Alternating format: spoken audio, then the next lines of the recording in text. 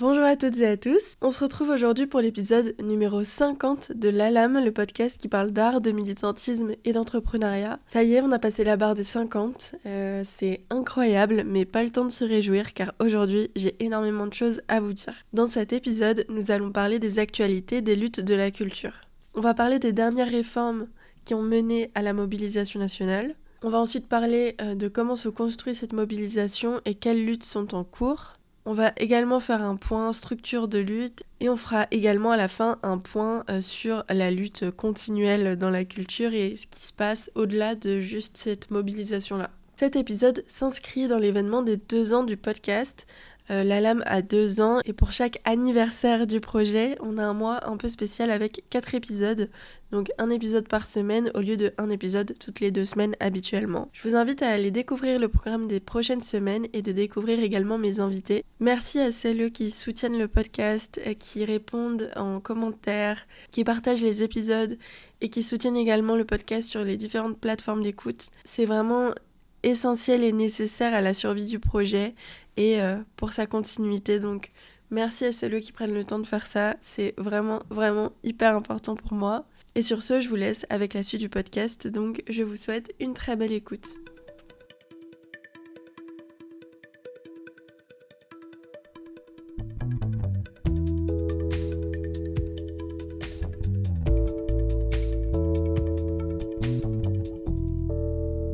Bonjour! Alors, j'ai énormément de choses à vous dire, on va commencer tout de suite. Ce podcast n'est pas le seul que j'ai fait sur ce sujet. Là, on va parler directement des réformes, des actions qui sont en cours. Si vous voulez vraiment un état des lieux de comment lutter et des différentes structures qui existent dans la culture pour lutter, on va en reparler ici. Mais si vous n'y connaissez vraiment rien, n'hésitez pas à aller écouter l'épisode 31 qui s'appelle « Sauver la culture » dans lequel je vous dresse vraiment le portrait de comment on peut lutter de différentes façons au sein de ce domaine. Ce podcast est à destination des personnes qui travaillent dans la culture, mais c'est également à destination des publics. N'hésitez pas à écouter même si vous ne travaillez pas dans ce domaine, afin de pouvoir comprendre nos problématiques et soutenir nos luttes. Ici, on va parler du milieu culturel et artistique, car c'est le thème du podcast, mais en fait, plein de choses se recoupent. Et ce que je voulais vous dire, c'est que quand je parle de baisse de subventions, il faut garder en tête aussi que la culture n'est clairement pas et de loin les seuls à être victimes de ça, et que pareil, quand là je vais vous parler un peu de RSA, de chômage, etc.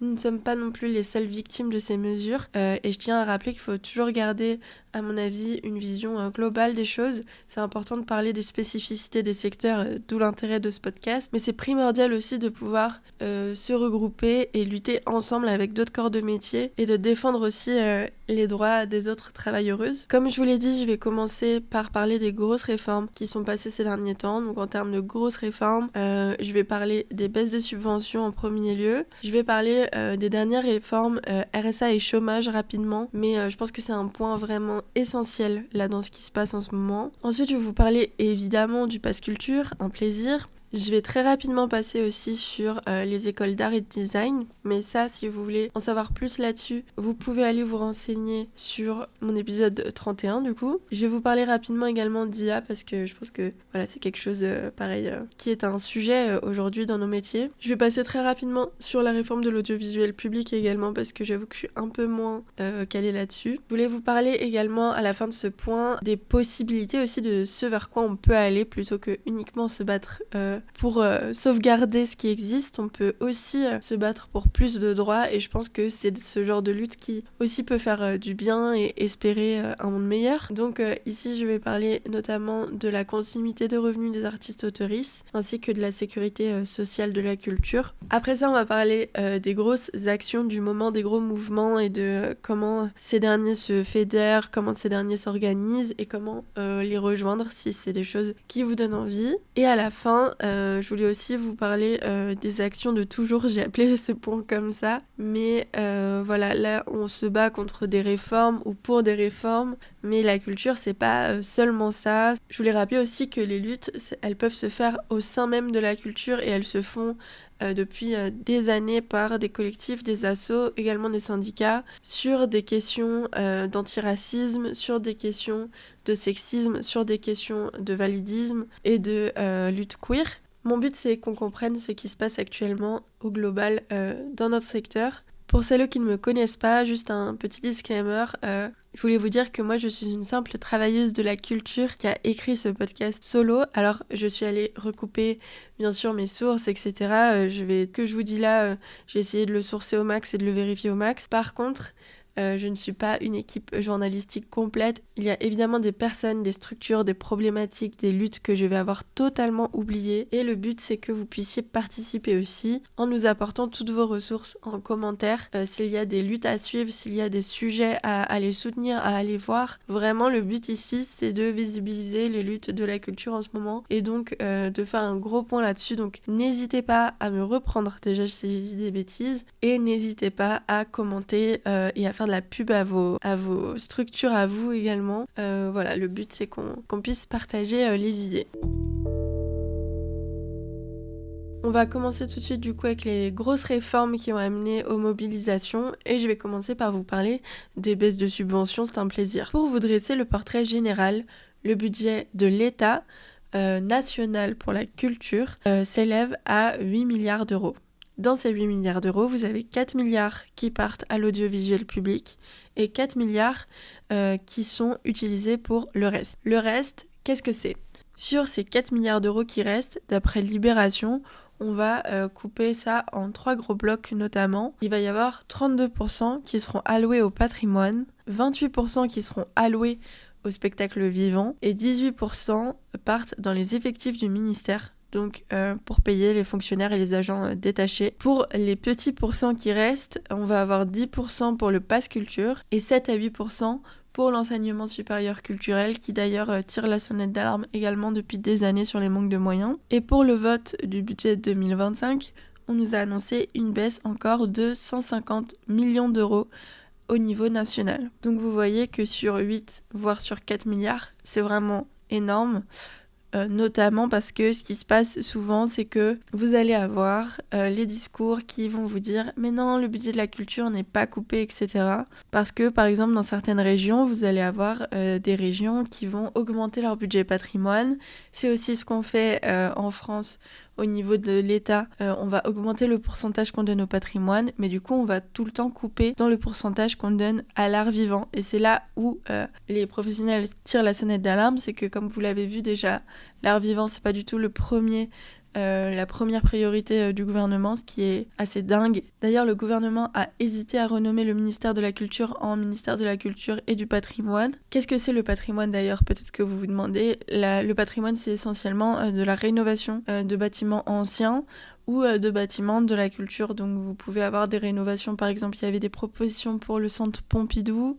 Il y avait des propositions pour plein d'églises, pour plein de musées ou de centres historiques. Donc c'est très bien le patrimoine, c'est pas le problème. Le problème c'est que le patrimoine est souvent mis en avant et beaucoup plus subventionné que des personnes qui travaillent dans la culture et qui n'ont plus un sou pour payer leurs factures. Pour rester dans le concret, les établissements et organisations culturelles lorsqu'elles demandent des subventions, se voient allouer des budgets soit de la part de l'État, mais elles peuvent se voir également allouer des subventions de la part des régions, des départements et des collectivités locales. D'après le Dauphiné libéré, en plus d'avoir coupé son budget du ministère de la Culture, l'État demande également en parallèle aux collectivités locales 2,2 milliards d'euros d'économies. L'association Maires de France irait même jusqu'à 6 milliards, mais c'est une info qui n'est pas totalement vérifiée, donc on va rester sur 2,2 milliards d'euros. Sauf que si on enlève 2 milliards d'euros aux régions, aux collectivités locales, etc., évidemment, on va devoir taper dans les budgets, et pas seulement de la culture, encore une fois d'ailleurs, mais également dans le budget de la culture de ces collectivités locales-là. C'est là où on a pu voir des baisses drastiques dans les régions et départements que je vais vous lister juste ici. Il faut savoir que sur 13 régions, cette année, seules 2 régions vont garder le même budget culture que l'année passée. Les joyeux et joyeuses élus sont la Normandie et la Bretagne. Bravo à vous, on est contents.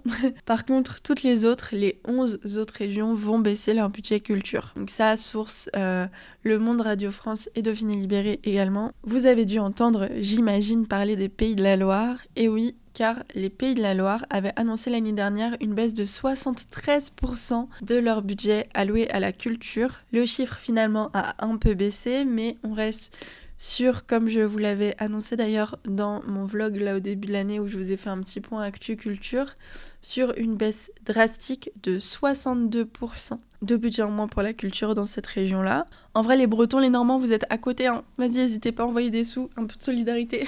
Pour vous montrer concrètement l'impact que ça a sur les emplois, je voulais vous partager une enquête qui a été réalisée par le pôle de coopération pour la filière musicale des Pays de la Loire. Cette enquête a été faite, petit warning, sur l'éventualité qu'il y aurait moins 73% sur le budget. Donc voilà, là il va falloir être un peu en deçà, car c'est finalement 62%, mais c'est pour vous montrer ce qu'une baisse de 73% aurait pu faire sur les emplois.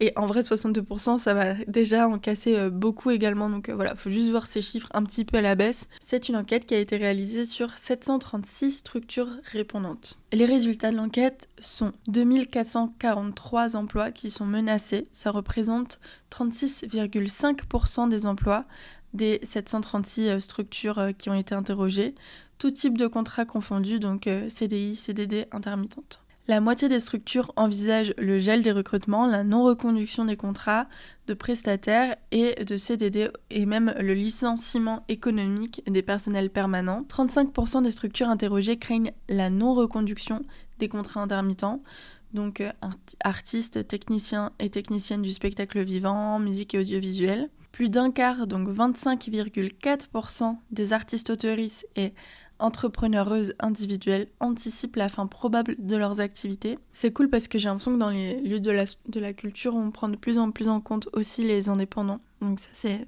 un bon point.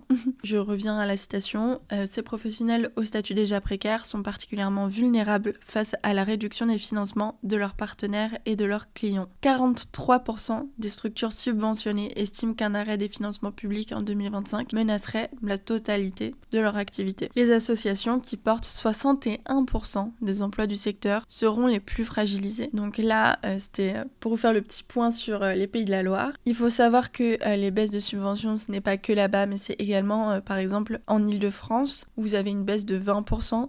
Là, en fait, on est tellement sur des chiffres incroyables que du coup, 20%, ça n'a pas l'air énorme à côté, mais 20%, quand même 1/5 du budget. Donc imaginez, on enlève 1/5 du budget pour quoi que ce soit. Enfin, c'est vraiment énorme, quoi. Ok. Au niveau des départements et des villes, au début de l'année, les localités et les départements ne savaient pas à combien leur montant allait être crédité au vu des reconductions des votes du budget. Et donc, elles ont gelé en fait une partie des sous envoyés aux structures de la culture par prévention. Ça a donné des choses comme à Toulouse, et là je cite du coup un article de Radio France. La ville de Toulouse ne va verser que 60% des montants de la subvention qui est accordée à une structure culturelle et va geler les 40% restants par mesure de précaution, ne sachant pas le budget qui va être alloué à la collectivité. Fin de citation. Pour les départements, certains départements vont être coupés de 50 à 70% sur leur budget de la culture. On va aller dans le sud de la France parce que vous avez dû entendre le scandale du conseil départemental de l'Hérault. Ça, c'est un article qui est sorti le 28 janvier sur le journal Libération, qui annonçait que le conseil départemental de l'Hérault, présidé par Kléber Mesquida, donc du Parti socialiste, a annoncé, je cite, une coupe de 100% du budget alloué à la culture. Pardon, mais c'est quand même dingue, non ? Face à la fronde suscitée par cette annonce, 3 jours plus tard, Kléber Mesquida contre-attaque. Les différents scénarios évoqués ces derniers jours ne sont que des projections, des hypothèses, voire des rumeurs. Le budget sera voté la semaine du 24 mars. Ce n'est qu'à ce moment-là que le budget définitif sera adopté et appliqué. Selon les dernières infos qu'on a, mais du coup le budget n'est pas toujours à l'heure actuelle voté pour l'instant, le budget définitif, mais la baisse ne serait entre guillemets que de 48%, mais de 100% sur tout ce qui n'est pas obligatoire, parce que les régions et les départements sont obligés de financer certaines choses.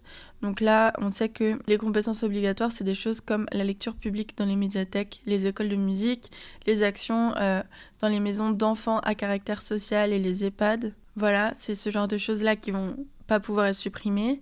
Mais pour le reste, rien n'est moins sûr, donc on se tient au courant.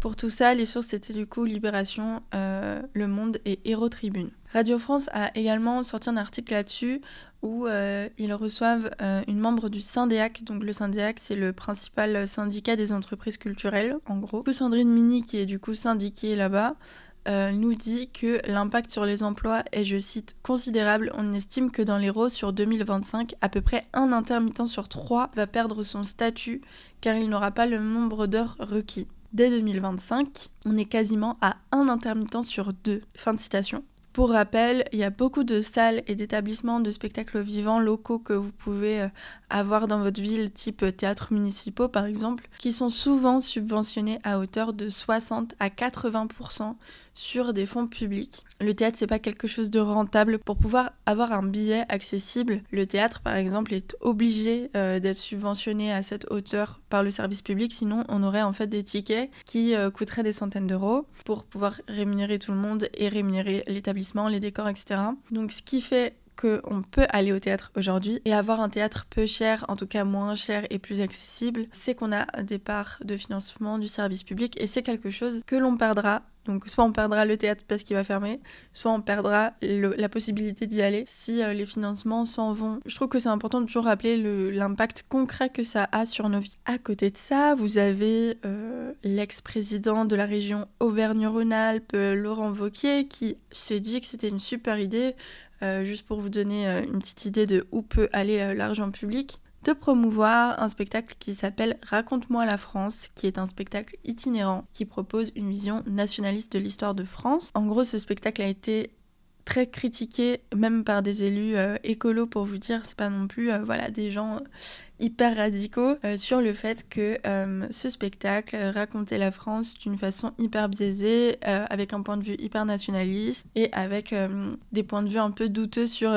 comment était écrit et raconté l'histoire. C'est un peu style Puy du Fou, quoi, si vous voulez. Et ce spectacle a été financé par la région Auvergne-Rhône-Alpes, alors même que la région Auvergne-Rhône-Alpes a toujours été vraiment une des gagnantes ces dernières années des baisses de la culture, des baisses pour la culture. Notamment, on a même l'opéra qui a fermé pendant plusieurs mois, car on leur avait envoyé des parts énormes de leurs subventions. Et à côté de ça, on a donné, attention, tenez-vous, accrochez-vous, un demi-million d'euros à ce spectacle, 450 000 pour être précis. Donc voilà, l'argent il y en a, ou en tout cas l'argent on peut le trouver en faisant des politiques un peu ambitieuses et aussi en réfléchissant où on a envie en fait de mettre notre argent. Pour les baisses de sub, je pense qu'on est pas mal. Je vais passer à la partie où je vous parle du RSA et du chômage. Pourquoi parler du RSA et du chômage ici ? Il faut savoir que la plupart des artistes, déjà les premières années et même tout au long de leur vie, malheureusement, ont du mal à se faire payer. Je pense que vous aurez compris pourquoi. Les employeurs déjà n'ont plus un rond. Et en plus, le travail artistique n'est pas du tout valorisé. Les artistes-auteurs nous disent par exemple que la période de création n'est pas du tout valorisée et qu'on va surtout vendre un produit fini. Donc par exemple, vous allez passer 2 ans à écrire un livre. Alors si vous avez de la chance, vous allez avoir une maison d'édition qui va vous faire une avance qui souvent n'est pas du tout suffisante. Mais sinon, la plupart des cas, c'est vous allez écrire votre livre. Ça va vous prendre 2 ans de bénévolat. Et ensuite, vous pourrez vendre votre livre uniquement si jamais bien sûr vous êtes pris dans une maison d'édition, etc. Et là, quand vous avez réussi, ce qui est un parcours du combattant, peut-être que vous pouvez être payé si vous en vendez et vous êtes payé que sur le nombre de ventes que vous faites. Et du coup, votre travail n'est jamais finalement rémunéré à hauteur, ou en tout cas, c'est très très rare. Là, je parle des artistes-auteurs, mais par exemple on peut parler de ça pour plein de choses. Vous avez des danseuses qui vont créer un spectacle pendant des mois et la plupart du temps, pareil, sauf si vous avez financement d'un établissement qui vous suit pendant votre période de création, la plupart du temps sinon ça va être de la création en bénévolat et ensuite vous serez payé au cachet que pour vos représentations. Ou alors on va vous acheter, mais encore une fois, malheureusement, avec le climat actuel, c'est de moins en moins le cas. Mais normalement, on vous achetait le spectacle, donc on vous payait pour aussi vous défrayer la période de création due à ce spectacle. Donc voilà, il y a plein de façons de faire, mais la plupart du temps, dans les milieux les plus précaires, dans les débuts de carrière et dans les compagnies qui n'ont pas de sous, toute la période de création ne sera jamais finalement rémunérée et vous aurez de la chance si vous trouvez des cachets rémunérés pour tourner dans des salles. J'ai oublié de vous le dire, mais il faut savoir qu'avec les baisses de sub aussi, vous pourrez aller voir les chiffres de votre côté. Mais il y a une baisse drastique des représentations en fait. Il y a une baisse drastique cette année des concerts, des représentations de spectacles et il y a des fermetures de festivals. Et du coup, s'il n'y a plus de spectacles, il n'y a plus de travail. Tout ça pour vous dire que la plupart des artistes, du coup, pendant leur période de création, vont être amenés à toucher le RSA. Il y a des artistes-auteurs qui touchent le RSA, malheureusement, toute leur carrière, car elles n'arrivent pas à vivre en fait tout simplement de leur activité. Aussi, il y a plein de gens qui travaillent par intermittence, on va dire, dans un boulot en CDI, qui vont avoir leur maintenant 1 an et demi de chômage, on en reparlera, et qui du coup pendant ces 1 an et demi vont en profiter pour lancer leur entreprise dans la culture ou, quand je dis leur entreprise, souvent c'est entreprise individuelle, donc un ou une illustratrice, un ou une photographe, etc. Moi, c'était mon cas, par exemple, j'ai touché le chômage pendant 1 an et demi pour pouvoir lancer ma boîte à côté. Beaucoup d'artistes vont utiliser leur chômage aussi pour pouvoir lancer leur entreprise, lancer leur projet artistique. Donc toutes ces aides, et ça c'est drôle parce que je pense qu'on s'en rend pas compte quand on n'est pas dans le milieu, mais sachez que le RSA et le chômage, souvent ce sont les premières subventions de la culture. Voilà. Sans ces aides, il y aurait vraiment pas ce qui se passe aujourd'hui. Notamment aussi parce que dans le milieu culturel, on l'a vu d'ailleurs dans Sauvons la culture, donc n'hésitez pas à aller écouter l'épisode 31. Dans notre secteur, en fait, il y a énormément de bénévolat. Énormément de bénévolat parce qu'on est obligé. Ce qui fait que pendant cette période où on est obligé de travailler en bénévolat pour quelque raison que ce soit, le RSA et le chômage, c'est bien pratique. Je vous fais un petit historique rapide du RSA, de ce que c'est. Le RSA, c'est l'évolution d'une aide qui s'appelait à la base le RMI, donc le revenu minimum d'insertion, qui a été voté, attention, à l'unanimité, et ça c'est quand même rare, pendant le gouvernement Mitterrand, et ça a été une loi, si je ne me trompe pas, portée par le Premier ministre Michel Rocard. À la base, cette aide a été votée pour pallier à l'extrême pauvreté qu'il y avait en France, et le but c'était d'apporter un filet de sécurité à qui que ce soit qui en avait besoin. Juste après l'adoption de la loi, on avait déjà 200 000 personnes qui bénéficiaient du coup du RSA. Et d'après les journaux que j'ai lus, ce qui se dit c'est que l'État ne s'attendait pas du tout à ce qu'il y ait autant de gens aussi vite. Et du coup, le budget qui était alloué au RMI n'était pas du tout suffisant. Donc voilà. Et 20 ans après, ça ne s'est pas amélioré car en 2008, on apprend qu'il y a 1,2 million de personnes qui sont au RMI. Et en 2008, qui est au gouvernement, nous avons Nicolas Sarkozy. C'est un plaisir. C'est déjà des termes qui s'entendaient, mais sous le gouvernement Sarkozy, on a eu une explosion des termes d'assisté, d'assistanat, etc. Sur les personnes qui touchaient le RMI. Donc on disait que c'était des personnes qui ne voulaient pas travailler, que c'était des bons à rien, etc. Le lexique s'est vraiment accentué à ce moment-là. Et en 2009, du coup, le gouvernement Sarkozy transforme le RMI en RSA, qui s'appelle le revenu de solidarité active. Ce qui change, grosso modo, avec le RMI, c'est que, contrairement à avant, on peut cumuler des petits salaires avec l'aide. C'est un peu comme le principe du chômage aujourd'hui, et le RSA, du coup, c'est toujours la même chose. C'est que si jamais, on va dire, vous avez droit à 600 € de RSA, si vous gagnez 200 € ce mois-ci, on va vous envoyer la part manquante en RSA pour pouvoir faire en sorte que vous ayez un revenu stable quoi qu'il arrive. Qui peut toucher le RSA ? Il faut être français ou avoir un titre de séjour de plus de 5 ans et avoir plus de 25 ans. Voilà. Il faut savoir aussi qu'au moment du passage du RMI au RSA, ils ont enlevé pas mal d'autres allocs à ce moment-là. Et surtout, le lexique, comme je vous l'ai dit, a complètement changé. On passe de filet de sécurité à insertion au travail. Le but, c'est que les gens ne restent pas au RSA, car on veut que les gens en France, ils travaillent. Sauf que les années suivantes et jusqu'à aujourd'hui, on se rend compte que le chiffre est toujours à peu près le même, voire a encore augmenté, et que les gens restent en moyenne assez longtemps au RSA, contrairement à ce que Sarkozy voulait, c'est-à-dire réinsérer les gens au travail rapidement. Du coup, la réforme du RSA n'était pas très concluante pour les gens qui voulaient que les Français travaillent. Alors depuis 2 ans, il y a Macron qui tape du poing sur la table et qui veut revenir sur vraiment cette notion de travail et du fait que le RSA, c'est une insertion au travail. En 2024, une loi sur le RSA a été votée qui oblige depuis le 1er janvier 2025 à 15 heures de formation et réinsertion à l'emploi par semaine pour les bénéficiaires du RSA. Qu'est-ce que ça veut dire tout ça ? Je vous laisserai aller vous renseigner sur la nature exacte des activités, etc. Mais en gros, ça se coupe à peu près en 2 pôles. Il y a beaucoup de formations accessibles. Il y a des formations, par exemple, refaire son CV ou des formations sur votre travail spécifique ou apprendre à démarcher, etc. etc.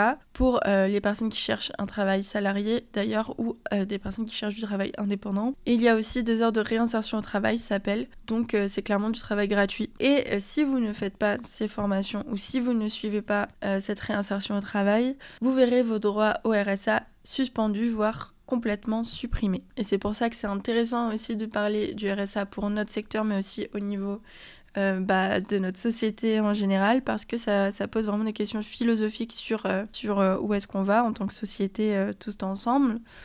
La question, c'est déjà de se poser qui est-ce qui touche le RSA. Alors, la liste ne sera clairement pas exhaustive, mais dans les personnes qui touchent le RSA, du coup, comme je vous l'ai dit, il y a beaucoup d'artistes, c'est pour ça qu'on en parle dans la culture, car elles ont du mal à se payer tout simplement. Pareil pour les entrepreneurs et les entrepreneuses, de la culture ou non. Il y a beaucoup d'entreprises qui sont créées grâce au RSA et au chômage. Mais ce n'est pas que ça. Le RSA, c'est aussi des personnes qui cherchent un emploi salarié. C'est aussi des personnes qui sont entre 2 jobs et qui n'ont pas le droit au chômage. C'est aussi des gens qui ne trouvent pas de travail, voilà, parce qu'il y a des secteurs qui sont complètement bouchés et ce n'est pas facile, contrairement à ce que dit Macron, de trouver un travail aujourd'hui. On le sait que le marché du travail est 10 fois plus compliqué qu'à l'époque de nos parents. Il y a aussi beaucoup de gens qui font du bénévolat dans des associations. Là où l'État faillit, les associations et le bénévolat prennent le relais. Donc il y a beaucoup aussi de personnes qui sont RSA qui font du bénévolat aussi dans d'autres assos. Et le RSA, c'est aussi des gens qui ne travaillent pas. Et il y a plein de raisons pour lesquelles on ne veut pas ou alors on ne peut pas travailler. Il y a des parents au foyer par exemple qui se consacrent à leurs enfants. Il y a aussi des personnes qui se consacrent à un ou une proche qui est en situation de dépendance. Il y a énormément de personnes en situation de handicap aussi qui n'ont pas réussi malheureusement le parcours du combattant qui est l'allocation aux adultes handicapés. Quand vous êtes en situation de handicap, vous pouvez demander l'allocation du coup aux adultes handicapés qui va vous assurer une aide chaque mois car vous ne pouvez pas complètement ou alors partiellement travailler. Sauf que pour avoir la hache, c'est un parcours du combattant, souvent ça prend des années, voire vous êtes refusé. Et notamment sur les maladies mentales, c'est très dur d'obtenir la hache. Donc il y a énormément de personnes qui sont en situation de handicap qui n'arrivent pas à avoir la hache, qui du coup sont RSA. Et on va leur demander d'aller se déplacer pour faire du travail qu'elles ne sont parfois pas capables de faire, dans des endroits dans lesquels elles ne sont pas forcément capables d'aller. Et si elles n'y vont pas, et elles vont se voir fermer leurs droits au RSA. Alors bien sûr, il y a des aménagements, c'est pas tout blanc, tout noir, mais parfois, quand nos maladies mentales ou physiques ne sont pas totalement reconnues, il y a beaucoup de personnes qui sont amenées du coup à être en situation de difficulté par rapport à ça. Je vous invite vraiment à aller suivre le travail des dévalideuses. Je sais pas si vous connaissez, mais je vous mettrai tout en barre d'infos, mais les dévalideuses, c'est incroyable, c'est un flot de ressources infinies sur ces questions-là. Donc, je vous invite vraiment à ça et à aller écouter le podcast « Notre validisme nous rend-il malheureux ?» un truc comme ça, de « Encore heureux » de Camille Test, où justement elle reçoit une personne des dévalideuses. Donc voilà, n'hésitez pas à aller voir. Et voilà, sinon il y a aussi des personnes qui ne peuvent ou qui ne veulent pas travailler pour plein de raisons. Mais alors pourquoi les gens ne veulent pas travailler ? Il y a peut-être des gens qui ne veulent juste pas travailler, qui n'aiment pas le travail et c'est ok. Mais il y a aussi une grande partie des gens que l'on pousse à aller travailler dans des emplois mal payés, avec des conditions de travail catastrophiques. On les force à l'emploi précaire pour faire baisser le cours du chômage.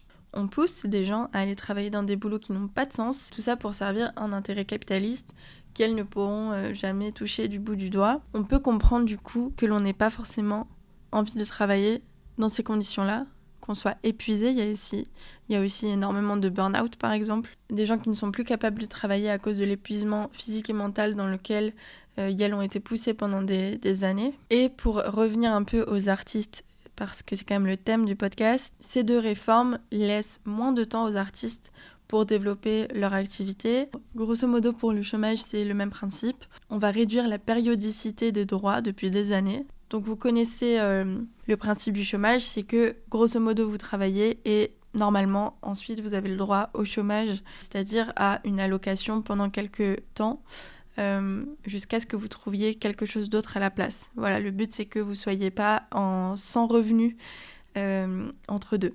Pour être éligible aujourd'hui, c'est 130 jours de travail qu'il faut fournir ou alors 910 heures, ce qui correspond à environ 6 mois de travail. Et il faut savoir qu'avant, par exemple, pour obtenir le droit au chômage, il fallait travailler uniquement 4 mois. On est passé de 3 ans à 1 an et demi aujourd'hui d'aide maximale.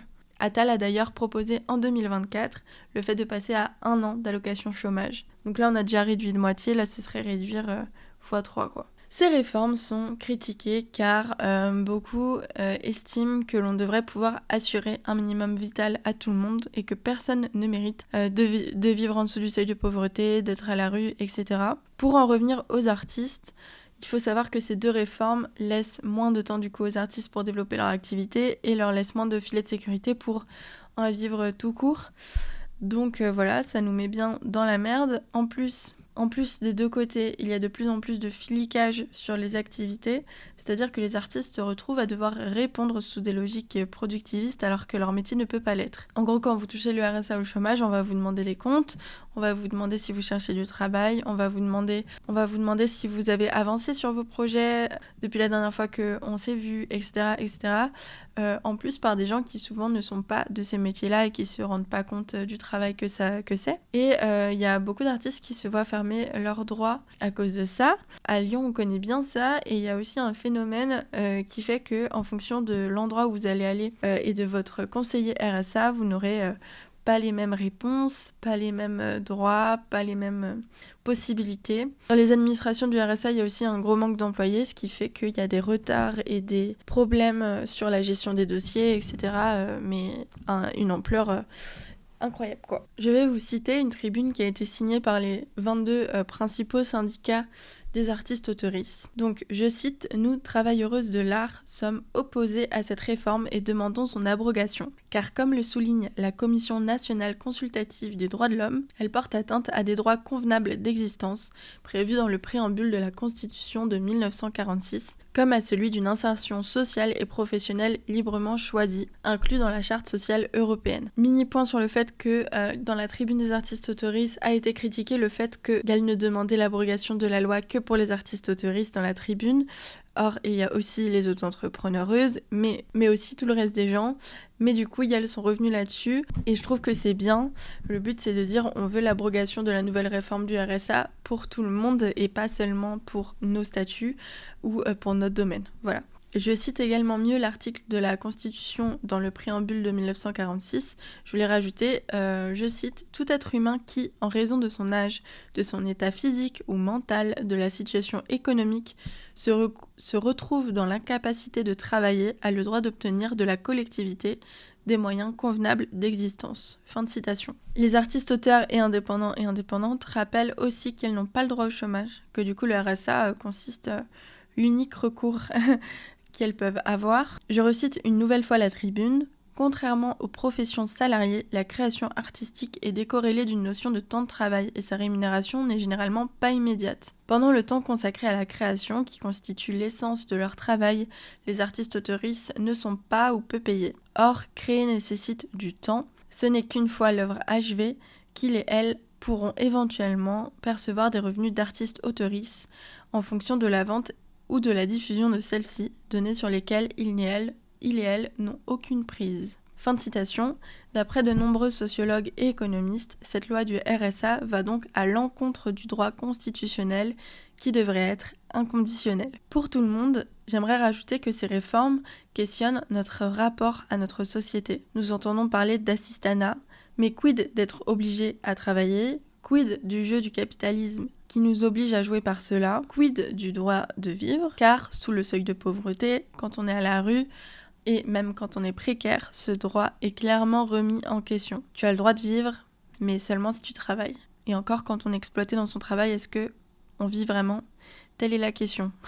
Pour vous donner des petits chiffres pour faire taire les rageux, on parle souvent des gens qui frauderaient les aides sociales, etc. Alors que concrètement, d'après la Cour des comptes en 2020, le montant cumulé des aides indues, c'est-à-dire des aides données suite à des fraudes sociales, représente, attention, 3,2%. Alors qu'en face, c'est tellement le parcours du combattant pour avoir des aides que c'est, par exemple, 34% des personnes ayant droit au RSA qui ne le touchent pas, selon l'adresse, et tout ça, je vous mets en barre d'infos. Je tiens à dire que tout ce point sur le RSA et le chômage, je me suis largement reposée sur plusieurs vidéos de Blast que je vous invite fortement à suivre, un super média, on adore. Mais alors, comment faire pour que les gens arrêtent de profiter des aides? Par exemple, revaloriser les salaires, prendre en considération les améliorations de conditions de travail, et puis pour réduire le chômage, le plus efficace, peut-être, n'est pas de financer de grosses multinationales. On voit les chiffres, il y a eu pas mal d'enquêtes qui ont été faites par exemple sur Amazon. Et dans une note publiée le 22 novembre 2020, Mounir Majoubi, ex-secrétaire d'État au numérique et député LERM de Paris, estime que 7900 emplois ont été détruits en France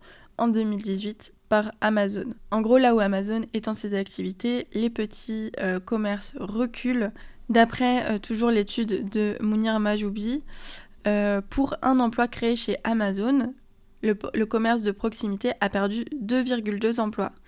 Une autre étude, américaine cette fois, réalisée en 2016 par l'Institute for Local Self-Reliance, avait abouti au ratio de 2 emplois supprimés aux États-Unis pour un emploi créé par Amazon. Et sur ce sujet, j'ai trouvé vraiment énormément de sources et d'études, donc vous pouvez aller regarder par vous-même. Ce n'est pas les multinationales qui emploie des gens, voilà, c'est pas étonnant. Et d'ailleurs, on se demande pourquoi ce député LERM nous dit ça et continue à rester dans ce parti.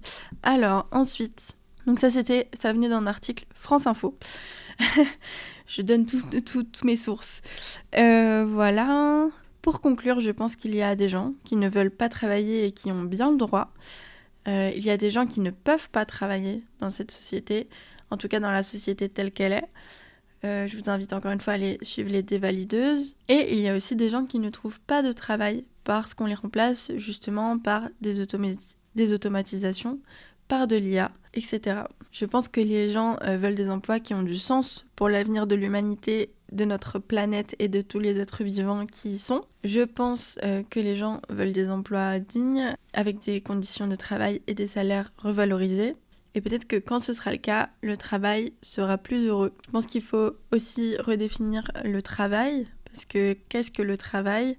Le travail, ce n'est pas uniquement des activités qui créent de la richesse, c'est aussi des activités de soins, c'est aussi des activités de solidarité, c'est aussi des activités de l'art. Et je pense que si on redéfinissait le travail et qu'on redéfinissait la façon aussi dont on était payé, par exemple, un petit salaire à vie serait sympa, eh bien, les choses seraient peut-être autrement.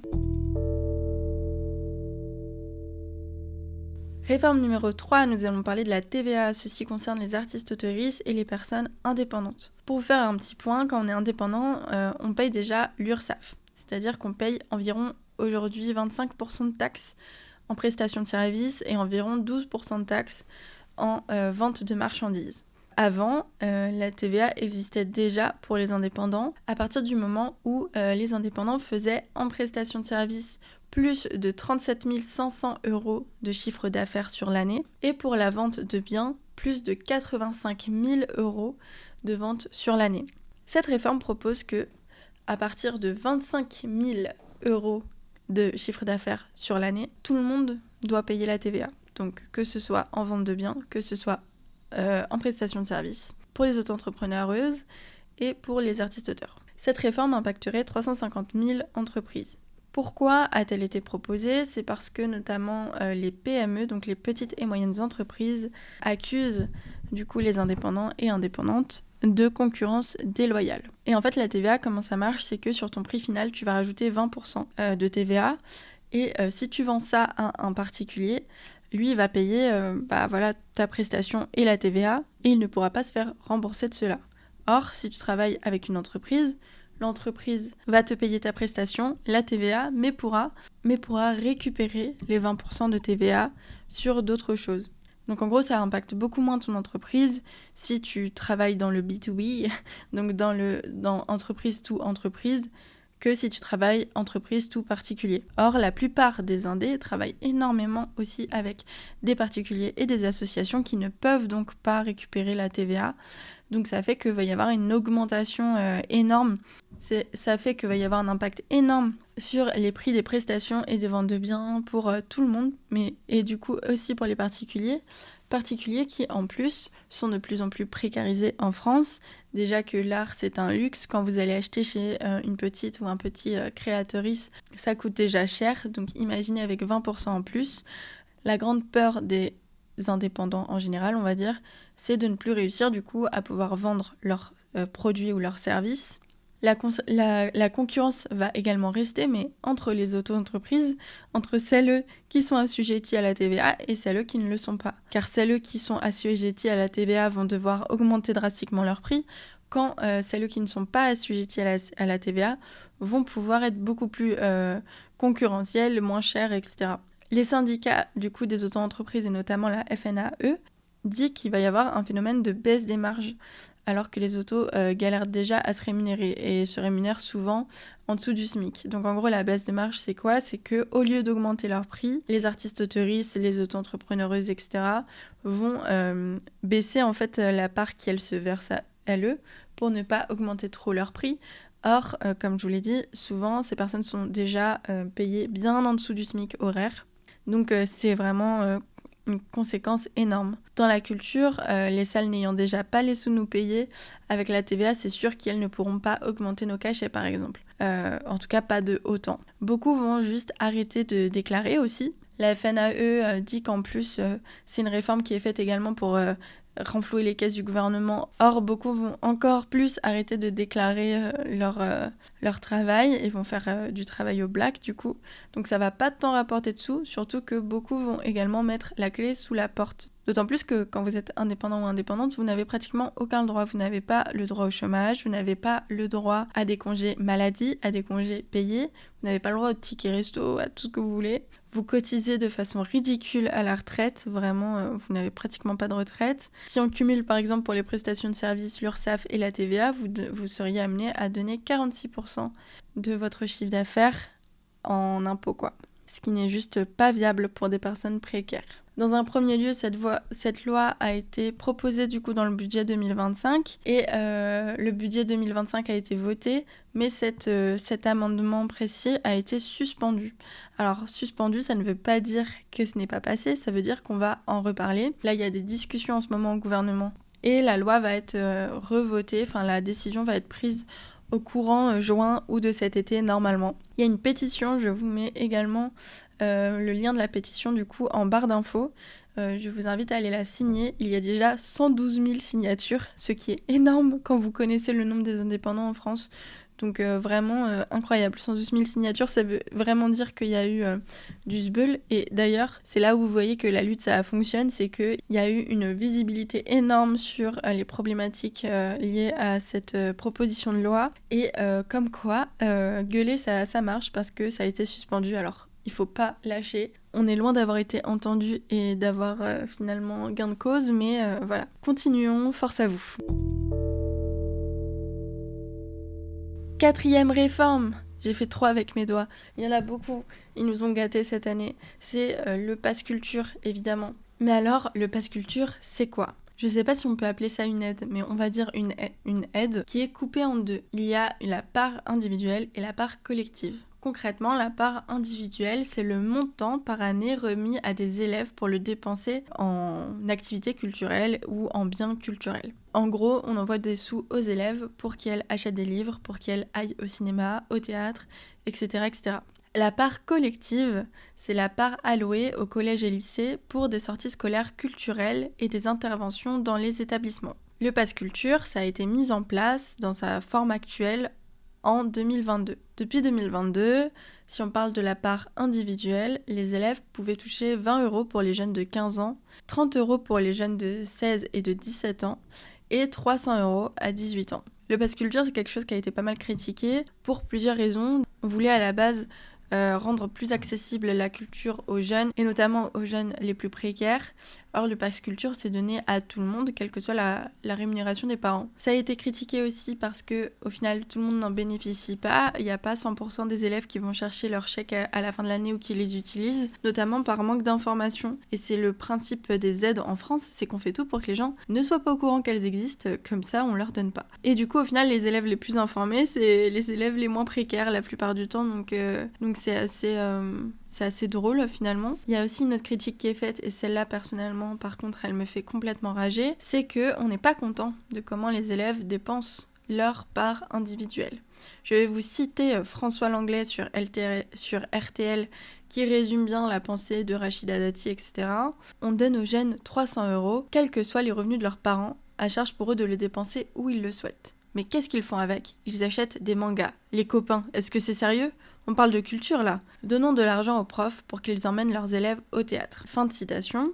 Pour moi, c'est clairement un gros mépris de classe et une valorisation d'une culture institutionnelle bourgeoise au détriment d'une culture populaire. Alors, je ne dis pas que le théâtre devrait être une institution bourgeoise. Il y a plein d'endroits où ça n'est pas le cas, où le théâtre est fait aussi de façon alternative, ou alors où les salles repensent leurs espaces et leur façon de communiquer et leur prix pour attirer un autre type de population que de la bourgeoisie. Mais dans les faits, la vraie culture, la culture qui est encensée en France, c'est du théâtre, c'est de la musique classique, c'est de la danse contemporaine, de la danse classique. C'est toute cette institution-là qui est mise en avant au détriment des autres, et avec un mépris de classe énorme sur les autres formes de culture. On peut le voir absolument tous les jours sur le hip-hop, sur le rap. On peut le voir aussi justement là sur les mangas, etc. Il y a plein de formes de culture qui sont méprisées, car elles sont consommées par des jeunes, elles sont consommées par des personnes racisées, elles sont consommées par des personnes plus précaires, et du coup on va estimer que cette culture a moins de valeur que d'autres. Alors, d'après François Langlais, Rachida Dati, etc., il faut baisser la part individuelle. Je tiens à dire aussi qu'il y a certains syndicats qui sont aussi pour ça. J'ai pas trop compris les raisons, donc je vais pas les citer là, mais vous pouvez aller voir leurs arguments également. Et ce que François Langlais dit là, c'est enlevons des sous à la part individuelle pour en mettre plus sur la part collective. Bon, déjà si on faisait ça, ce serait cool. Sauf que dans les faits, ce n'est pas le cas. Sachez qu'à partir de cette année, au lieu des 20 € pour les 15 ans, 30 € 16-17 ans et les 300 € à 18 ans, maintenant, les jeunes ont droit à 50 € à 17 ans, c'est tout, et 150 € à 18 ans. Donc à 18 ans, on a coupé la part individuelle de moitié. Pour vous donner des chiffres sur ce que je vous ai dit juste avant, seulement 68% des jeunes issus des classes populaires activent leur pass, d'après la Cour des comptes. Pour les jeunes en général, il s'agit de 84% des 18-20 ans. Pour les jeunes, en général, c'est 84%. Entre 2021 et 2024, ça a permis aux jeunes de dépenser 55% de cette part en livres, en littérature générale et en manga, 10 à 14% en audiovisuel et pareil en musique. Personnellement, je trouve ça assez incroyable de fliquer les élèves de où ils vont dépenser leurs sous et de hiérarchiser la culture. Le budget prévu pour la part collective, en tout cas le budget de 2024, était de 97 millions d'euros, pour du coup les sorties scolaires et interventions en établissement. Durant le budget 2025, la part collective a été gelée à 50 millions pour cette année jusqu'en septembre, et ensuite 22 millions à partir de septembre. Là, je cite le syndicat de la CNT SO-Éduc. Vendredi, un vent de panique a peu à peu envahi les établissements scolaires. La part collective du pass culture est en effet brutalement coupée d'ici la fin de l'année scolaire, car l'État a décidé d'en récupérer une partie. En effet, le budget prévu était de 97 millions. Il a été décidé sous la pression de la Cour des comptes qu'il n'y aurait plus que 72 millions, et encore, il faudra attendre septembre où 22 millions seront mis à disposition. Et ce, sans crier gare. Cela implique donc que de nombreux projets mis en place par les équipes enseignantes, les référentes de la culture, tombent à l'eau. En bout de chaîne, c'est aussi une déflagration pour le secteur culturel déjà impacté par des politiques d'austérité. La part collective du pass culture sert à financer projets culturels, artistiques, mémoriels dans les établissements, mais aussi au sein des structures culturelles. Le budget des établissements étant déjà très contraint et les dotations diverses très diminuées, les collectivités territoriales ayant réduit leur part culturelle, ces projets sont purement abandonnés. Les élèves déjà éloignés des centres-villes et de la culture légitime par leur origine sociale ou géographique, comme celles et ceux de REP ou de milieux ruraux, sont particulièrement touchés. C'est une gestion brutale et autoritaire, encore une fois, de l'éducation nationale qui survient ici. Rappelons-le, c'est une question d'émancipation par la culture et d'ouverture d'esprit qui est ici remise en cause. C'est une démocratisation culturelle qui est entravée et des élèves qui en sont privés. C'est aussi un mépris des équipes pédagogiques et des enseignants-enseignantes qui ont dû prendre le temps de monter des projets pour leurs élèves et pour comprendre l'usine à gaz de la plateforme numérique Adage. Cette plateforme a privatisé l'accès de l'argent public, a généré des profits pour son propriétaire et a été ouverte sans politique culturelle claire ni démocratique. Il aurait fallu allouer les budgets fléchés aux établissements scolaires dans le cadre de l'autonomie, encore une riche idée libérale de Macron en 2021. Fin de citation. Je crois d'ailleurs qu'il y a une proposition qui dit que le pass culture va être repassé va être géré par le ministère finalement, donc voilà, on verra. Et les syndicats de la culture, de leur côté, disent aussi que ça va entraîner des pertes énormes pour des gens qui travaillent pour beaucoup de prestats pour le pass culture, ça va faire perdre des intermittences et ça va mettre à mal des petits artistes encore une fois. L'accès à une éducation accessible à tous et à peu près à une égalité des chances si possible, ça passe aussi par l'école, ça passe aussi par la culture et on sait qu'en fonction des revenus des familles, il y a des enfants qui vont être plus à même de pouvoir avoir accès à des loisirs ou à des spectacles ou à des sorties culturelles de ce type, ainsi qu'à des ressources à la maison. Le pass culture, c'est l'occasion aussi pour les syndicats de faire une intersyndicale entre différents domaines et du coup de rallier les causes de la culture à les causes de l'éducation. Et ça, c'est intéressant pour la convergence des luttes aussi. Donc, pour ce point-là, mes sources, c'était Cour des comptes, Le Monde, L'Étudiant, CGT Spectacle, France Info, CNT, SO. L'autre point à ne pas oublier, c'est que certaines écoles d'art et de design sont menacées de fermeture, voire déjà fermées. Les autres sont en précarité. J'en avais parlé longuement dans l'épisode 31 du coup. Les autres points, c'est également la montée de l'IA qui menace directement de nombreux emplois artistiques, notamment des emplois d'auteuristes. Donc on va parler notamment des emplois de l'image, donc de la photo, de l'illustration, du graphisme, également des emplois d'auteuristes à l'écrit, également plein d'autres métiers aussi qui peuvent être remplacés par les automatisations et l'IA générative. D'après l'ADAGP, 16% des artistes autoristes interrogés constatent déjà un effet négatif des IA génératives sur leur activité. Ça, c'était le 27 septembre de 2024. 65% des artistes auteurs sont opposés à l'exploitation de leurs œuvres par les logiciels d'IA, même contre rémunération. 60% des artistes autoristes considèrent l'IA comme une menace pour leur activité professionnelle. Vous ne serez pas sans savoir que l'IA c'est aussi beaucoup utilisé en musique. On peut faire maintenant des beats, on peut faire des chansons complètement par IA.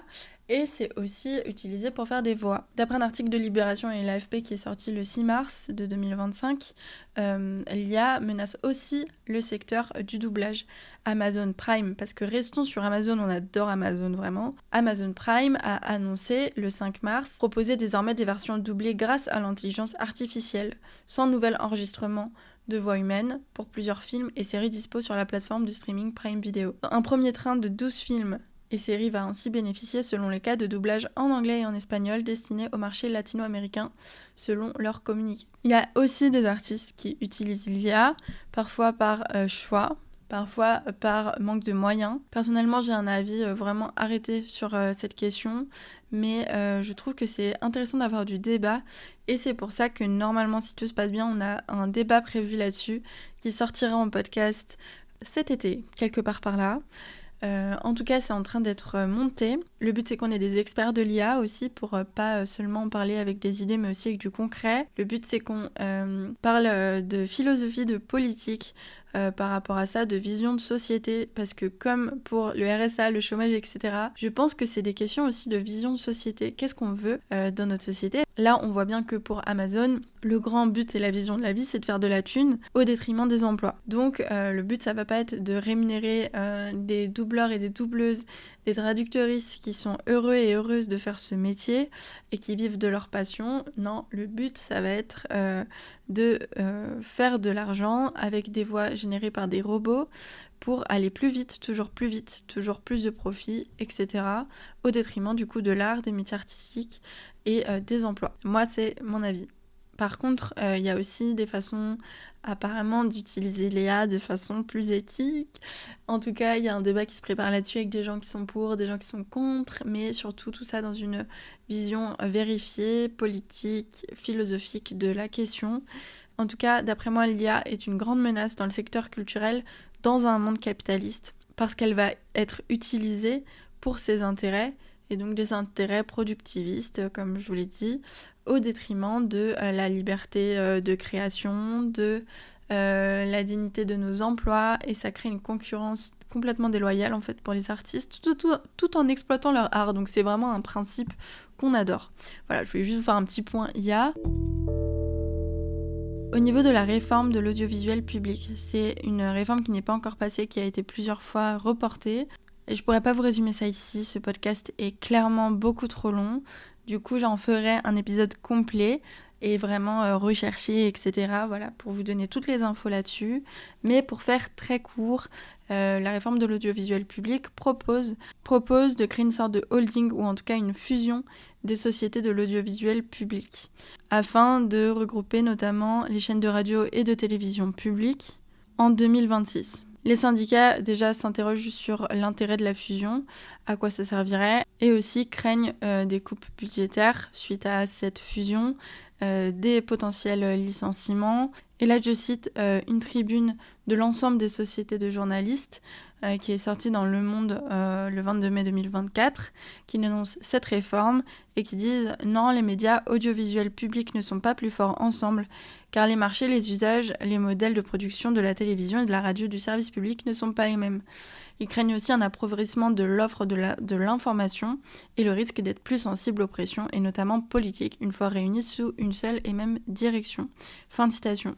Je pense que le dernier point, c'est le plus important à retenir, c'est que pour un service public de liberté d'expression, il faut plusieurs entités, il faut plusieurs patrons, et avoir une seule entité pour tout l'audiovisuel public mettrait à mal grandement la liberté d'expression, d'autant plus que le journalisme en ce moment est complètement menacé.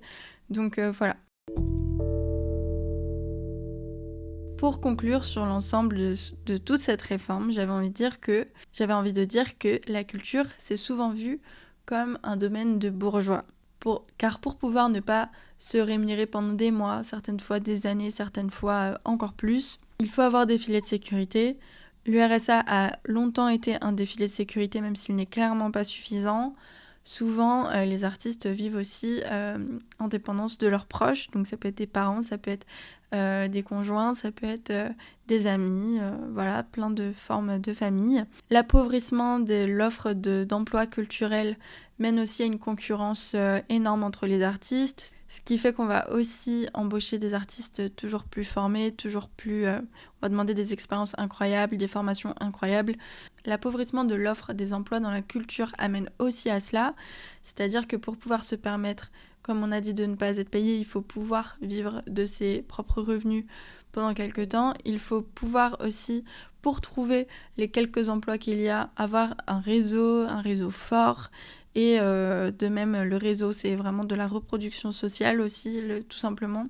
Donc voilà, si on veut sortir de cet entre-soi de bourgeois, il faut une lutte interne dans la culture. Il faut aussi une lutte pour plus de droits, parce que la culture, elle est faite et tout le temps par tout le monde.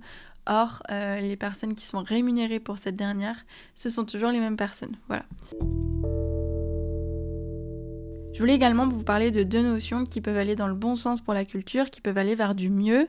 Je trouve ça aussi important parfois de lutter dans la joie, et notamment parfois ne pas lutter uniquement contre le fait de perdre des droits, mais parfois pour en acquérir de nouveaux, parce que ça nous ouvre aussi des possibilités sur l'avenir, des possibilités de vision des choses. Je voulais déjà vous parler de continuité de revenus pour les artistes auteuristes. Je reçois le mois prochain une personne qui est vraiment calée là-dessus, donc qui pourra nous en parler encore mieux. Donc je vais ici vous citer la tribune pour la continuité de revenus des artistes auteuristes signée par énormément de syndicats, proposée également par un élu PCF. Donc je cite: « En 2021, nous étions plus de 300 000 à avoir déclaré des revenus au régime artistes-auteuristes. Parmi nous, des écrivains, écrivaines, des compositeuristes, des réalisateuristes, des scénaristes, des photographes, des graphistes, des peintres, des sculpteuristes, des illustrateuristes, des designers ou encore des traducteuristes. Malgré la diversité de nos professions, nous partageons un statut offrant une faible protection sociale. Contrairement aux artistes-interprètes, nous ne bénéficions pas des droits sociaux fondamentaux que sont la reconnaissance des accidents du travail, des maladies professionnelles. Nous n'avons pas non plus accès à l'assurance chômage en dépit de nos emplois précaires et discontinus. Nous sommes aussi des travailleuses et prétendons à une couverture sociale digne de ce nom. La situation sociale des métiers de la création est bien documentée. En 2017, 53% des artistes graphistes et plastiques ont reçu moins de 8 703 € de revenus artistiques annuels. En 2019, 75% des autoristes de BD installés à Angoulême étaient au RSA. Si toutes nos professions ne sont pas égales face à la pauvreté, tous les artistes autoristes partagent une précarité structurelle qui les empêche de se projeter et d'envisager un avenir sereinement. La situation est également bien connue au Parlement européen qui, dans sa résolution, le 21 novembre 2023, alerte sur les droits des artistes autoristes, soulignant qu'elles devraient, comme tous les travailleuses, bénéficier du droit à un salaire minimum, à une négociation collective, à une profession en ce qui concerne le temps de travail et la santé, à des congés payés, à un accès à la protection contre les accidents du travail, aux prestations de chômage et de maladie, ainsi qu'aux pensions de vieillesse contributives.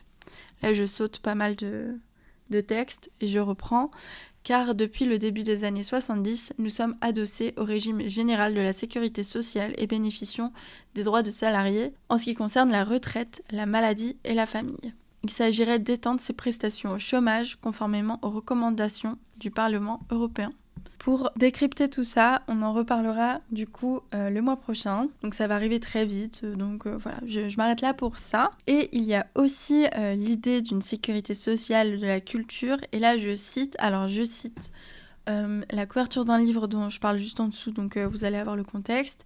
Et je cite également du coup le réseau Salariat qui a largement contribué à ça. Pareil, je vous en reparlerai mieux dans un autre épisode, mais c'est juste pour vous donner cette information de l'idée d'une sécurité sociale de la culture. Et là je cite: « Depuis trop longtemps, les artistes ne sont vus qu'à travers le prisme idéologique de la bourgeoisie, des êtres doués d'un talent divin qui ne peuvent s'abaisser au niveau des travailleurs. Les artistes créent et elles ne travaillent pas. » Cette vision, à laquelle trop d'artistes adhèrent malheureusement à des fins de distinction sociale, les confine dans une insécurité matérielle qui les asservit toujours plus. Avant-hier valet de cour, hier faire-valoir d'une bourgeoisie triomphante, qu'en est-il aujourd'hui ? Un assujettissement à la rentabilité marchande la plus triviale. Derrière les nababs de la culture qui péronnent les hautes sphères du pouvoir, une cohorte de professionnels des arts et de la culture essaye de survivre dans un marché capitaliste toujours plus tendu. Leur salut adviendra-t-il en jouant le jeu de la concurrence généralisée ou par la construction d'une classe qui se revendique celle des travailleuses de la culture ? Loin d'être exhaustif, cet ouvrage a le mérite de poser les premières pierres d'une sécurité sociale de la culture qui se réclame de l'autogestion des travailleurs de la culture et du public. Pour aller plus loin, là je cite du coup le réseau Salariat également. Dans ce dossier sur la sécurité sociale et la culture, nous avons rassemblé des textes qui nous permettent de faire le point sur des outils de la sécurité sociale qui permettent aux travailleuses de la culture de produire pour partie en dehors du marché capitaliste, à commencer par l'intermittence du spectacle.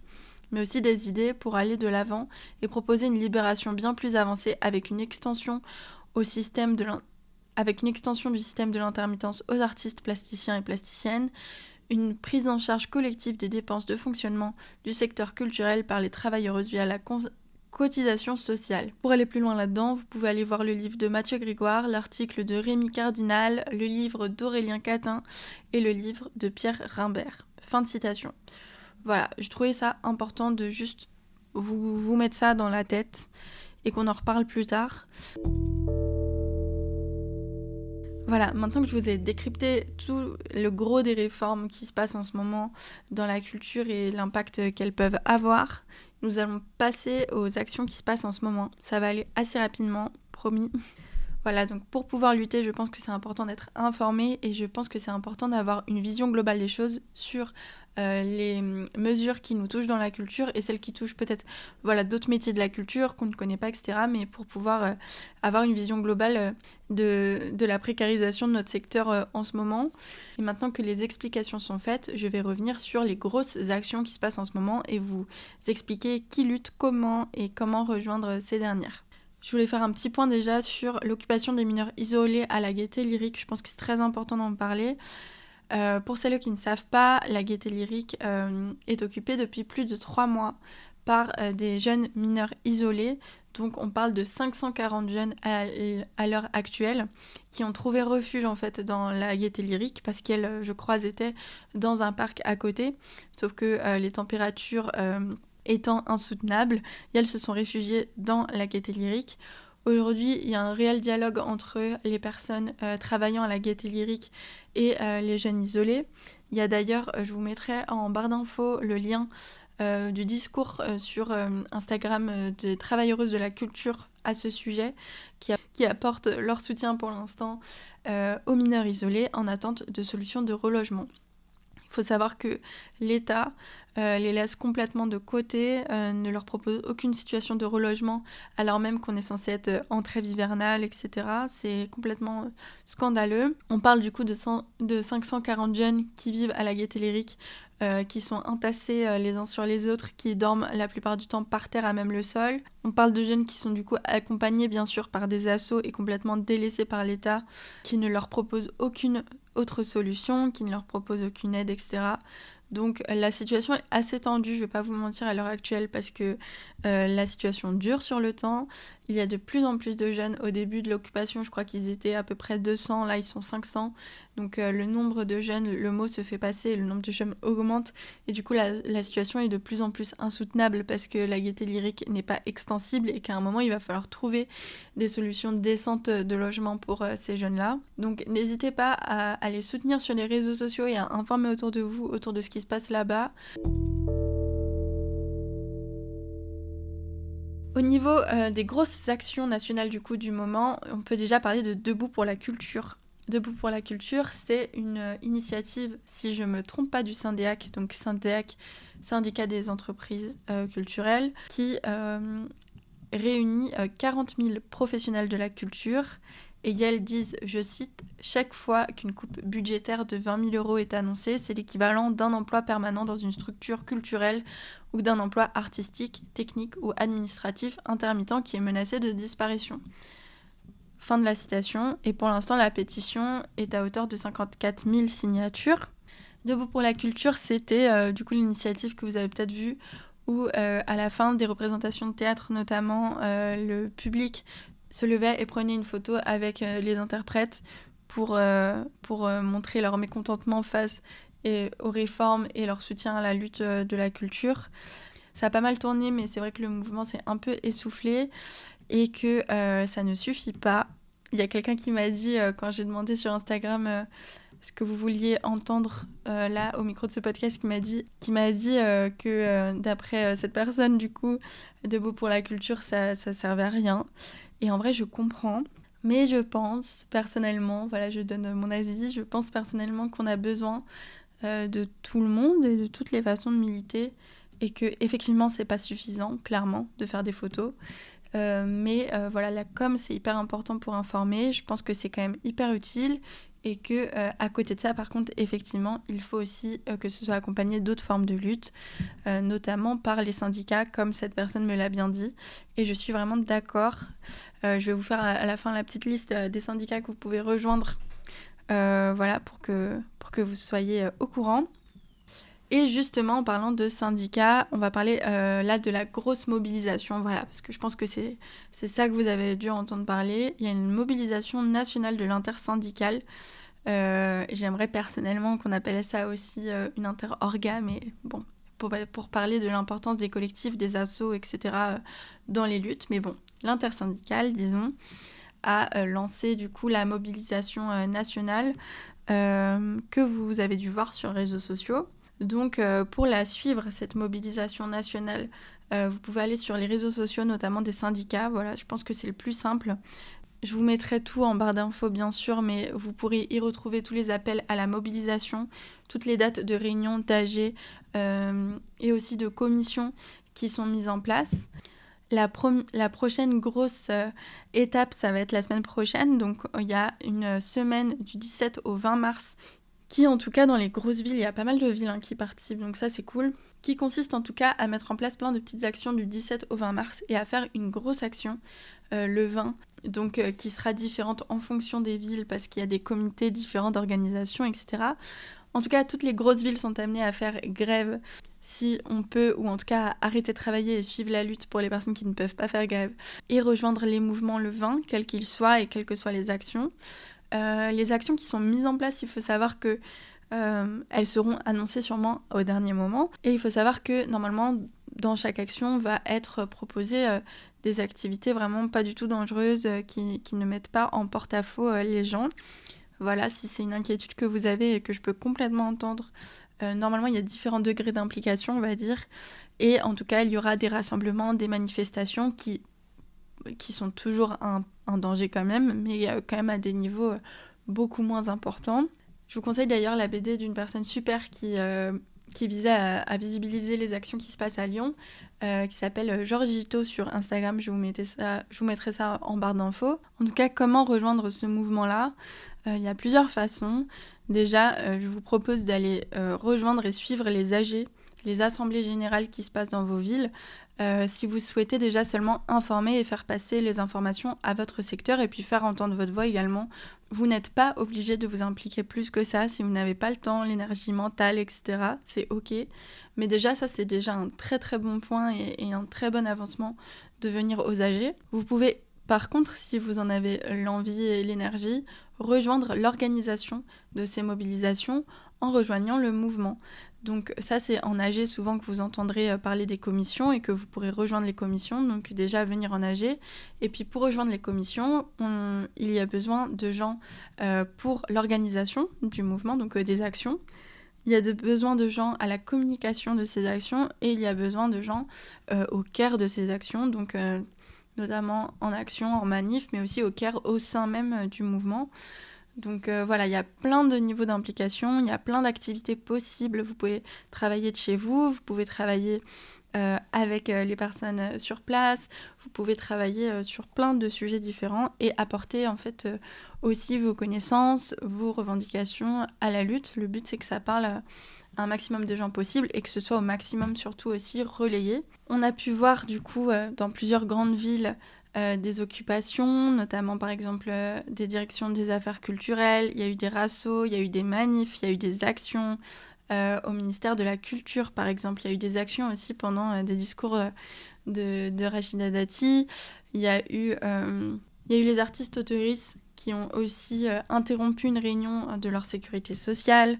Voilà, là en ce moment il y a plein d'actions qui sont entrecoupées partout en France et que vous pouvez suivre sur les différents réseaux des syndicats. Franchement, l'info passe très bien. Enfin, il y a beaucoup de communication autour de ça. Donc, c'est facile à trouver. Vous pouvez aller notamment sur le Instagram de la CGT Spectacle. Il y a aussi les Instagram du STAA CNTSO. Il y a les Instagram des syndicats des musiques actuelles. Il y a des syndicats du Syndéac, donc les entreprises, comme je vous l'ai dit, culturelles. Il y a Sud Culture aussi. Enfin voilà, il y a beaucoup de choses qui se passent en ce moment et de façons de s'informer.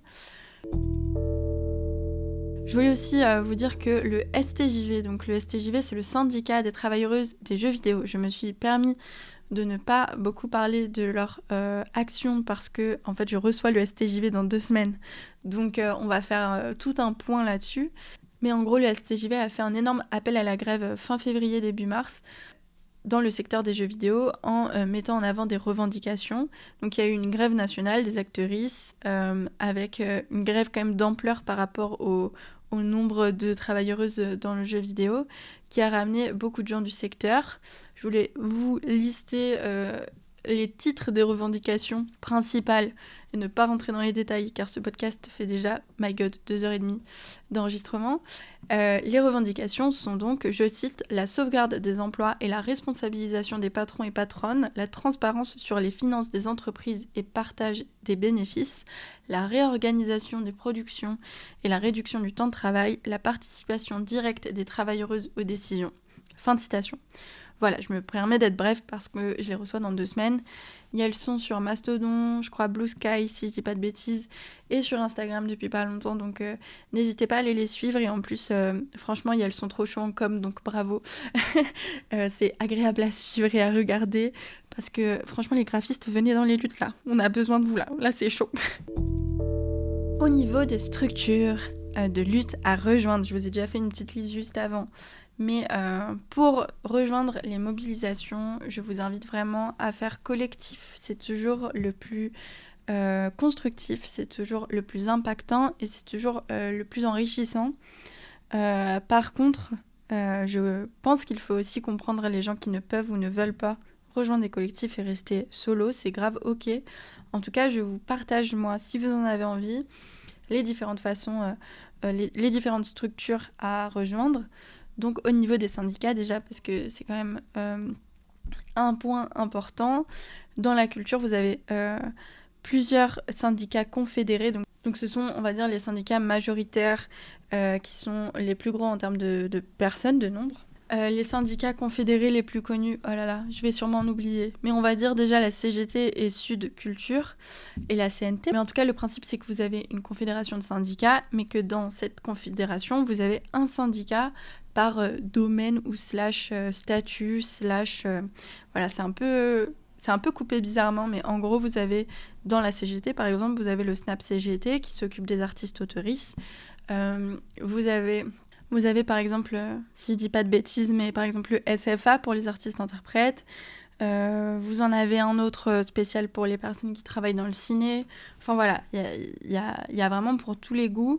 Le but, c'est qu'en fonction de votre secteur, vous trouviez des gens qui comprennent vos revendications spécifiques et que vous puissiez facilement aussi rejoindre des mouvements plus gros et plus d'ampleur avec d'autres syndicats qui travaillent également dans la culture. Ensuite, vous avez des syndicats qui ne sont pas confédérés.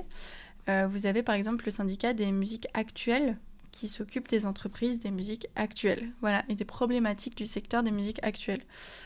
Et vous avez des syndicats comme par exemple le STJV qui n'est pas confédéré, qui est un syndicat indépendant qui travaille dans les jeux vidéo. Voilà, il y en a vraiment beaucoup. Le plus simple, je pense, c'est que vous tapiez votre syndicat avec votre statut / votre domaine de travail et que vous trouviez du coup ce qui est le plus adapté pour vous.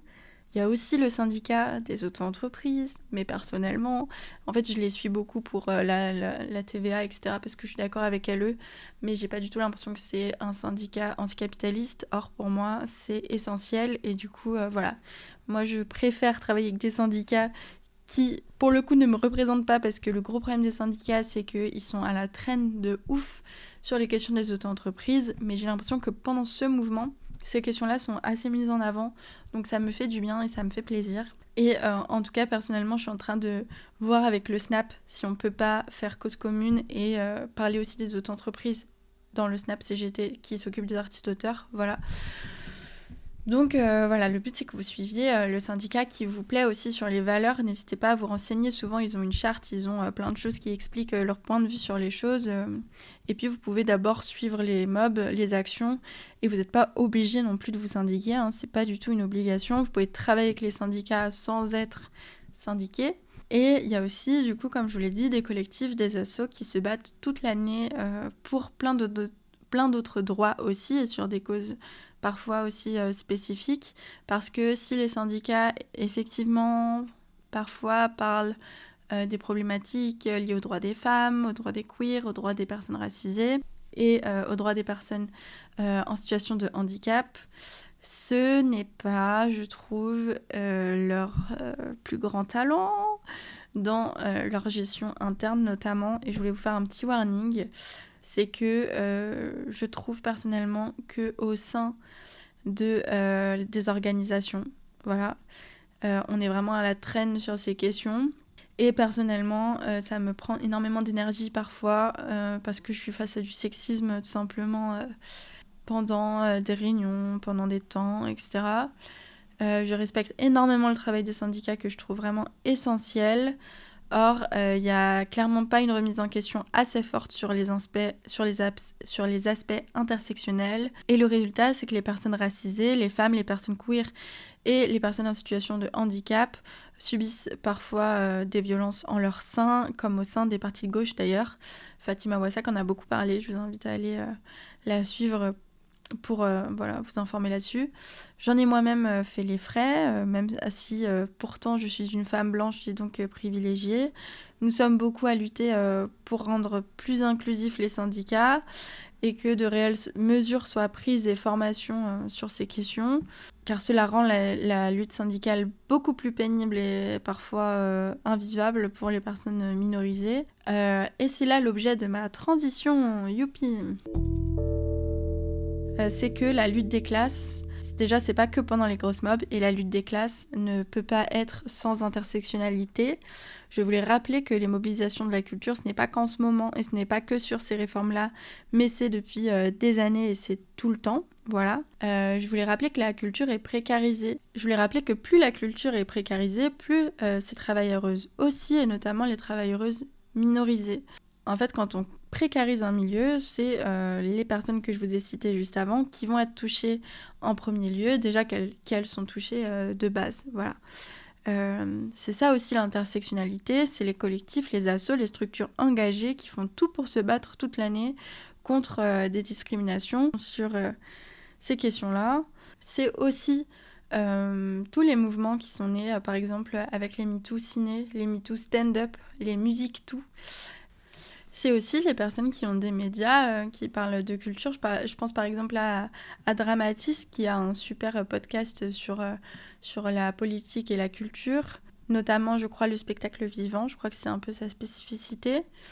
Et la lutte dans la culture, c'est aussi lutter contre les discriminations racistes que subissent les rares personnes racisées que l'on voit par exemple à la télé, comme Marwan Belnazar il y a peu, qui s'est retrouvé mis à l'écart juste à cause du fait que c'est une personne racisée.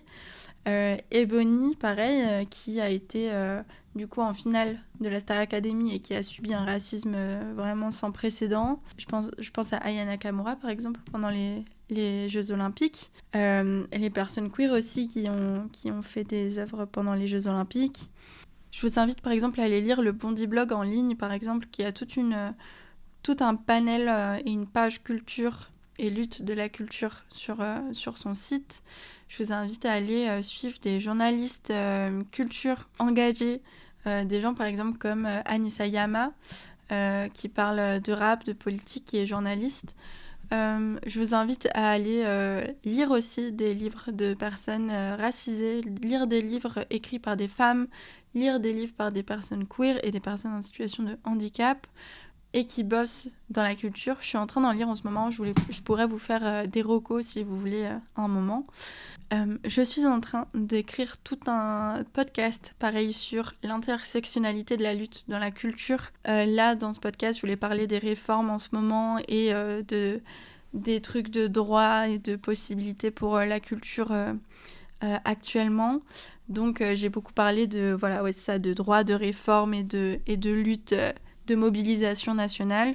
Mais le prochain du coup podcast sera consacré entièrement à des questions de lutte d'intersectionnalité dans la culture et du coup sur toutes les luttes que j'ai citées juste avant. Et je vous parlerai beaucoup plus car ce sont ces structures-là qui luttent le mieux, je trouve, sur ces questions de collectifs, d'associations et aussi d'artistes. Je pense par exemple à Aïssa Maïga, etc., qui ont fait tout un travail sur le fait d'être une femme noire dans le cinéma. Voilà, il y a plein de choses à dire. Donc voilà, pour conclure ce podcast qui est beaucoup trop long, je voulais vous dire que dans la culture, selon moi, il y a deux points sur lesquels il faut qu'on travaille. C'est le fait que nous ne sommes pas assez syndiqués. Là, on en a pas mal parlé aussi avec le STJV et on en parlera avec le syndicat des artistes-auteurs que je reçois le mois prochain. Mais en fait, la syndicalisation, c'est quelque chose d'essentiel pour pouvoir se battre pour nos droits. Et plus on a un taux de syndicalisation forte, et plus on gagne de droits sociaux. Donc c'est vraiment essentiel.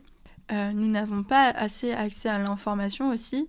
Nous ne sommes pas assez syndiqués aussi parce que les syndicats ne sont pas assez intersectionnels, je pense, dans leur fonctionnement. On ne parle pas ici que de revendications, mais de fonctionnement en leur sein. Je pense que chaque syndicat a des groupes et des fonctionnements aussi différents en fonction des luttes, des cellules, des comités. Donc voilà, c'est des choses bien sûr à nuancer, mais c'est un constat qui est fait quand même à de nombreuses reprises. Donc il faut qu'on s'améliore en fait sur ces questions-là. Le but, c'est pas de cancel totalement des orgas ou des gens. Le but, c'est d'avancer en fait dans la lutte tous ensemble. Il faut aussi rappeler que la lutte, c'est hyper important de la faire, je pense, avec eux, mais que la lutte, c'est aussi hyper important de la faire avec les collectifs, les assos, qui souvent sont beaucoup plus à même de mettre en avant des luttes intersectionnelles. Je pense qu'on a besoin, en fait, de rétablir un dialogue et une réelle considération, surtout, qui, je pense, n'est pas encore le cas aujourd'hui. La lutte, c'est aussi tous les lieux alternatifs qui proposent un réel autre accès au monde. Je pense par exemple au Grand Zéro à Lyon. C'est aussi les librairies qui s'engagent. La lutte, c'est pas que les grandes institutions, mais c'est aussi tous ces lieux et établissements alternatifs dont je vous parle dans chacun des podcasts. Toutes les propositions, en fait, du faire autrement. On dit aussi que la culture, c'est un truc de bourgeois, mais la culture est faite par tous, tout le temps, et sa précarité empêche les personnes qui sont moins friquées, avec moins de réseaux, de pouvoir vivre de leur art en tout temps. Le but, quand on se bat pour les droits de la culture, c'est aussi de permettre son accessibilité au niveau professionnel. La culture, ça peut autant être une propagande censurée par un État dictatorial que un révélateur de lutte de justice sociale et écologique. Ça peut être le partage de l'information, l'imagination d'un monde meilleur.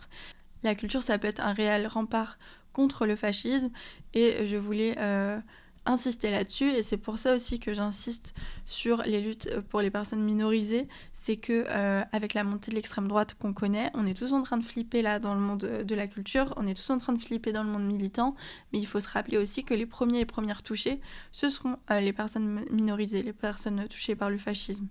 Donc, même si on va tous en pâtir clairement. Mais voilà, donc c'est important pour avoir une culture qui se soulève, d'avoir une culture aussi représentative et une culture diverse.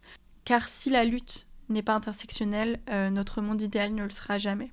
Pour finir, je voulais rappeler l'importance des différents types de luttes. On a bien sûr l'information, les médias, la communication, la mise en lumière des problématiques, qui est hyper importante, mais autant que les actions dans la rue, les actions coup de poing, porter des revendications à nos départements, mairies, régions, assemblées, aller coller, se battre pour de nouveaux droits et pour légiférer, tout simplement, de nouveaux droits, mais aussi se battre contre la légifération de certains autres droits, faire grève pour celles qui le peuvent, se retrouver, échanger, faire collectif, travailler autant sur la lutte en interne que dehors, travailler sur des luttes à travers notre art également, questionner ses manières de faire société, questionner son art, comme je l'ai dit, sur ses représentations, questionner la façon dont on travaille avec nos équipes, etc. Tout ça, c'est la lutte. Et tous ensemble, on peut aller loin, tous ensemble, on peut faire mieux. Il n'y a pas de lutte qui est meilleure qu'une autre. Il n'y a pas de façon de lutter qui est meilleure qu'une autre ou d'action. On a besoin de tout le monde. On a besoin des talents aussi de tout le monde. Rejoignez-nous, luttez dans la joie.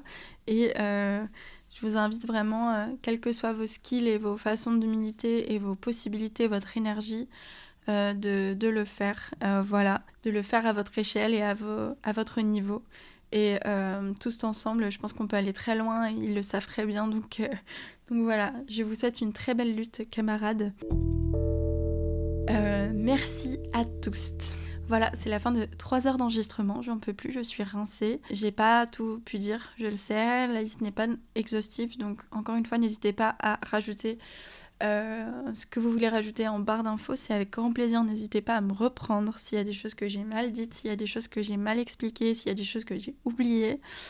N'hésitez pas à lister vos syndicats, allez-y, mettez-nous vos syndicats, mettez-nous vos assos, mettez-nous vos collectifs, vraiment spammez-nous d'informations, on en a besoin. Et je vous invite vraiment à partager ce podcast, à partager l'information et aussi à soutenir le podcast sur les différentes plateformes, c'est-à-dire laisser un like, un commentaire, un partage, enregistrer les posts, c'est bête, mais toutes ces petites actions, mettre 5 étoiles ou s'abonner à votre plateforme d'écoute, moi c'est des choses dont j'ai vraiment besoin. Je vous avoue que ce podcast, par exemple, pour ceux qui sont restés jusqu'ici, ça m'a pris 3-4 jours à faire, quoi. Voilà, tout ça, ça prend du temps. Là, j'ai pris 3 heures à enregistrer. On est le jour même du podcast au matin. Je vais monter jusqu'à ce soir pour le poster, j'espère, ce soir. Pas trop tard. Enfin voilà, c'est juste pour vous dire que c'est énormément de travail. J'ai vraiment besoin de votre aide pour que ce podcast survive parce que je fais ça bénévolement pour l'instant et c'est juste pas viable pour ma vie à moi. Donc voilà, j'ai besoin de vous. Merci à tous celles qui soutiendront et je vous souhaite plein de bonnes choses. Merci d'être restés jusqu'ici et je vous dis à la semaine prochaine. À très vite.